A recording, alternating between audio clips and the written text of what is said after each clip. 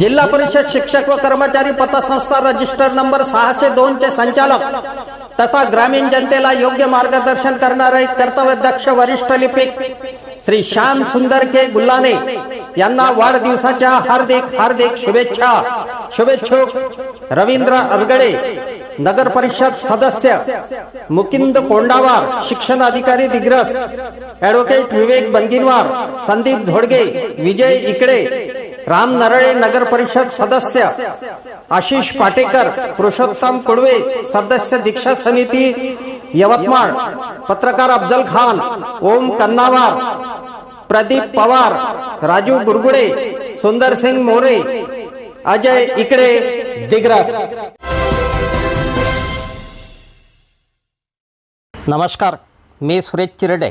आपण पाहतात महाराष्ट्र 24 न्यूज।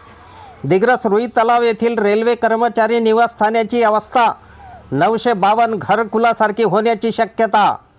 झाडा झुडपांनी वेढले कर्मचारी निवासस्थाने 2027 पर्यंत निकृष्ट निवासस्थाने होण्याचा अंदाज। वर्धा नांदेड रेल्वे मार्गाचे काम सुरू आहे। 2027 पर्यंत रेल्वे मार्ग सुरू होण्याचा अंदाज व्यक्त असला तरी दिग्रस रुई तलाव जवळील रेल्वे स्टेशनजवळ बांधलेली कर्मचारी निवासस्थाने अर्धवट स्वरूपात उभी आहे। ही निवासस्थाने धुळकात पडल्याने व निवासस्थानाभोवती काटेरी झाडे झुडपे वाढत असल्याने सर्व निवासस्थाने जर का वापरात आली नाही तर ती निवासस्थाने दिग्रस येथील 952 घरकुलांच्या परिस्थितीसारखी होणार यात शंका नाही। शासनाच्या कोट्यावधी रुपयांचा चुराडा करून निवासस्थाने बांधली, परंतु बेवारस अवस्थेत निवासस्थाने पडून असल्याने निकृष्ट दर्जाची निवासस्थाने होण्यास वेळ लागणार नाही असा अंदाज व्यक्त होत आहे। अफजल खान, ऋषिकेश हिरासह मी सुरेश चिरडे, महाराष्ट्र 24 न्यूज, दिग्रस, यवतमाळ। आमच्या पुढील बातम्याचे अपडेट पाहण्याकरिता आत्ताच आमच्या चॅनलला सबस्क्राईब करा व बेल आयकॉनवरती क्लिक करा।